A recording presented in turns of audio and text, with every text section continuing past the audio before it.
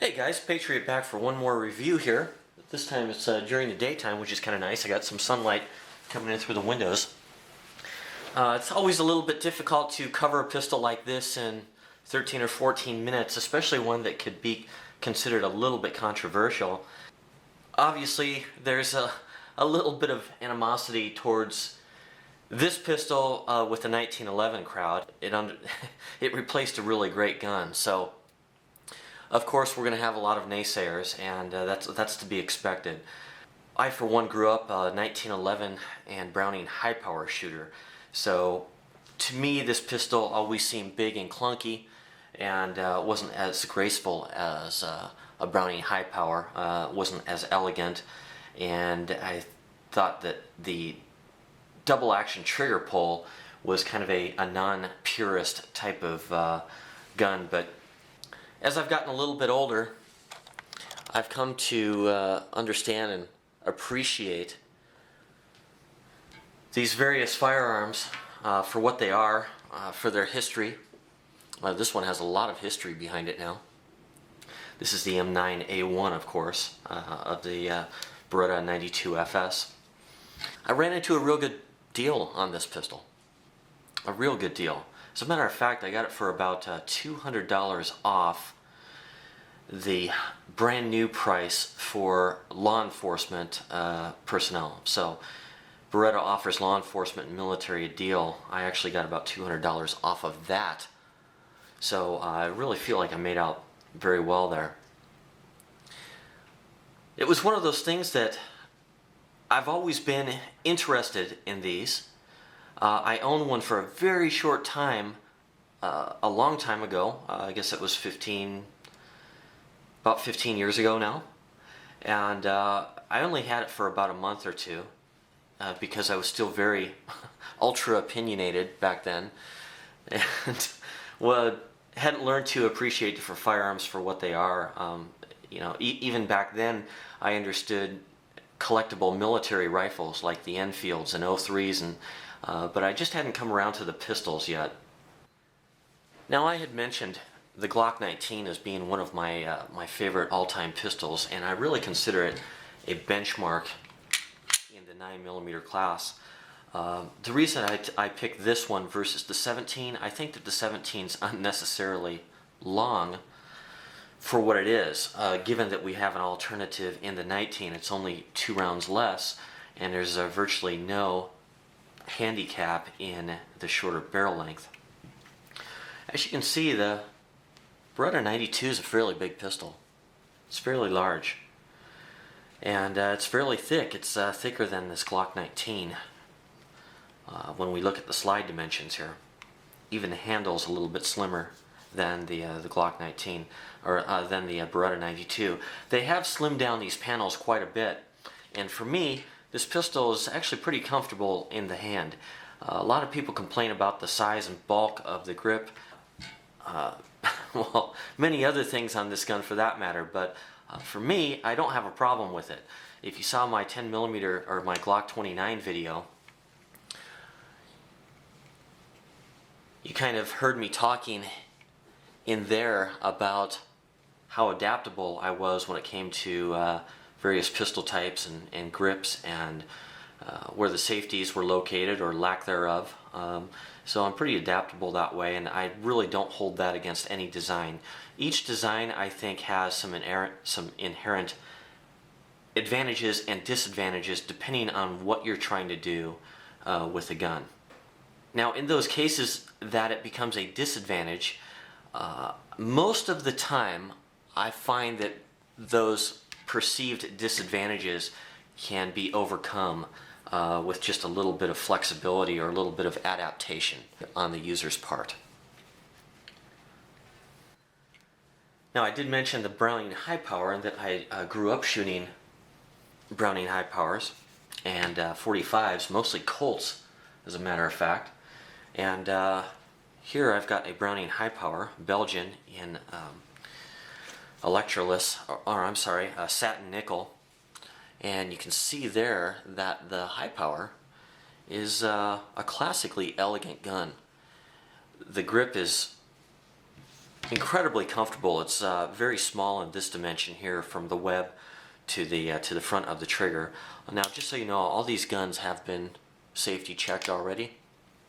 I did it 2 times before I started the video. The reason that I do that off of video is so that as I become busy and my mind is on other things relating to video production, I don't want any chance of overlooking it. So that's typically why I do it off camera a couple of times and set the ammo or any loaded magazines out of arm's reach away, so so that we don't have any mistakes there.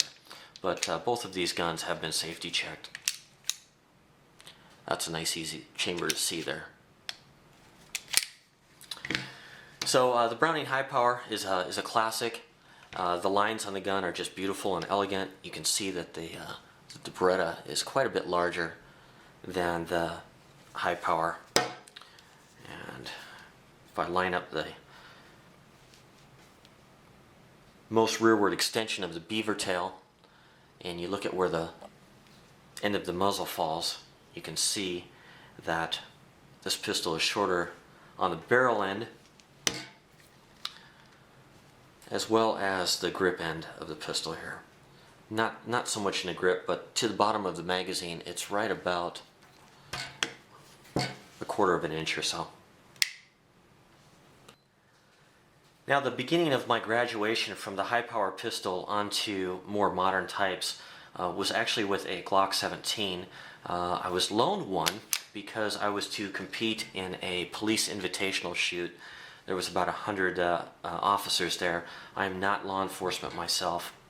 I just want to make that clear, but I was invited to the shoot because there was a group of, I think it was 6 or 7 competition or regular target shooters that they invited to this invitational, and I actually finished second place with the Glock 17, never having fired it before. So that kind of got me on a conversion road and started me to kind of have the other understanding that there was no perfect design, there was no greatest pistol. If utilized correctly and adapted to, any of these pistols can do a fine job. Since then I've graduated on to all sorts of other 9mm pistols, from SIGs and HKs to CZs, and now the Beretta. So I did own one for a little while. As I mentioned before, didn't like it, but this Beretta has come a long way. I really like the squared off rail mount on the frame of this gun. I think it looks good. I think it kind of adds to the, it looks smart and it's something that's usable. My M6X actually attaches on there, and because of the length of the barrel it doesn't really stick out very much. As a matter of fact, I think I'll stop the video and go grab that. Okay guys, back to the pistol here again. I've got the Insight M6X. I'll double check my chamber, make sure I'm clear. And you can see that that slides on real nicely, and it really has a great fit too. It sticks out, it actually doesn't stick out past the muzzle. The muzzle sticks out past the front of the bezel by just a little bit with the 92.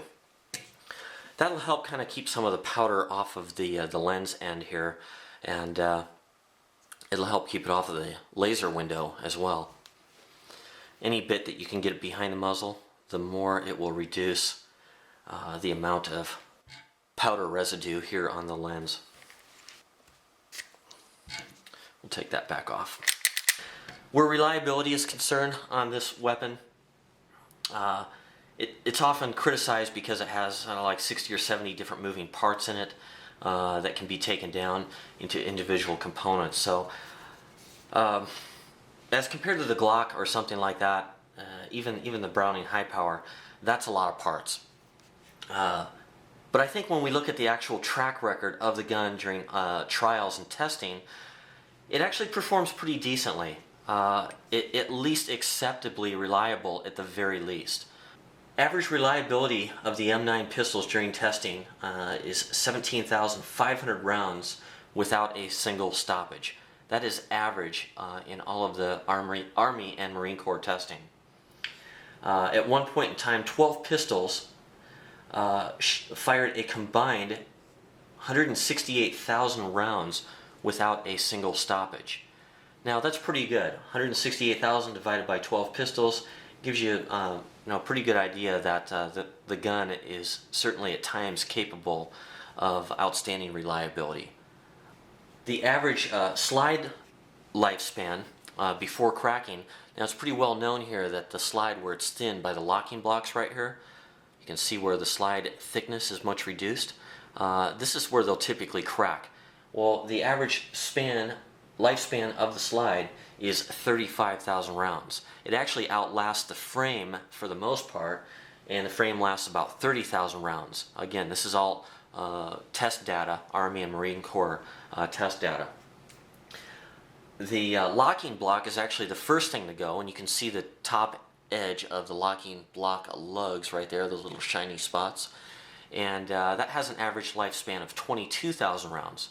It's an easy part to replace. I guess while I'm at it, we'll just take this thing down really quick for those of you who don't know what the locking block is. Field strip this, we push on this button here and rotate this down. The slide will spring forward a little bit, and we just push the slide right off. Whenever you remove the spring, it does have a lot of force behind it. I'd cover it with the hand and get behind it with the thumb. That way you've got it surrounded on all sides like so. And then the barrel pulls out just like that, and here's your locking block. So no big deal. This is an easy enough to replace part. If somebody wanted to proactively replace that at 15 or 20,000 rounds, they'd probably be ahead of the game. Now when it comes to all this military testing, you got to remember that that they're being extremely brutal on these guns, and that heat and temperature has a lot to do with the failure time of different components. So if heat were not induced to the point that they're testing them to, these components would probably last longer. So if they're firing 1,000 round strings, these guns are going to get pretty hot, and the parts are going to wear out faster. So some guy that's going out and shooting 100 rounds a month with this at the range, he'll probably never wear the thing out. Okay, on to some of the perceived ergonomic gripes of this pistol. The first one is probably where the safety is located. A lot of people just abhor a slide-mounted safety. Hey, it's typically not my bag either. I'm not all good to go on slide-mounted safeties, but it's a double-action pistol. That's where this one happens to be on this design, and it's criticized because mag out there. It's criticized because it's hard to reach up there and push it with the firing hand. So if I wanted to push the safety off, I kind of have to take the web of my hand back here off of the grip, reach up and push it forward, and then back to a shooting grip. Well, I found out very quickly that you don't have to do that. I think I figured this out automatically and intuitively on my first Beretta 15 years ago, but I wasn't that analytical about it then, and I wasn't really paying attention. To push the safety off on this gun, I really don't have to change my grip at all. I just take a normal 1911 high thumb here, and just like I was pushing off the safety on a 1911, I come past this with my thumb knuckle right here, and it flips right up. Now, to re-engage the safety, I found that the easiest way to do that is actually with my weak hand, and I can just come back here and sweep down on it like this. And it's very little movement. It's very efficient motion to kick that back on. If I want to take it back off safety, I just flip forward again, just like I'm activating a 1911 thumb safety. If I want to put it back on safety, I just come back here again, flip that up, and now I'm back in this position. I want to take it off safety, flip it forward again. So to me, that one is, I don't know, either people have some real funny shaped hands or bone structure or whatever. Again, I don't have a very big hand. I've got a medium hand. I typically wear a medium or a loose, large glove. So I don't have a very big hand. But I have no problem with the safety on this gun whatsoever. I mean, it wouldn't slow me down one bit. This works just fine.